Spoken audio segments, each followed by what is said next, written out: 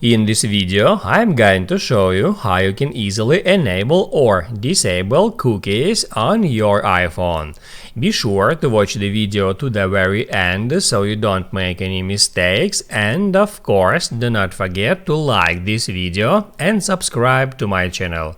So let's begin, and first off, open up Settings. Then scroll down until you find the Safari, and then just scroll down until you find the Block All Cookies feature.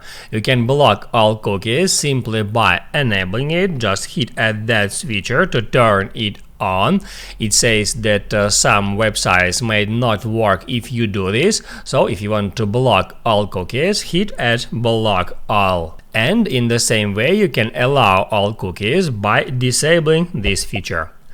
Now you can write down in the comments below if you have any questions about that tutorial, and also I recommend you to check out my iPhone tutorials playlist, which you can easily find in the description. Hit the like button if you liked that video, and see you in the next one.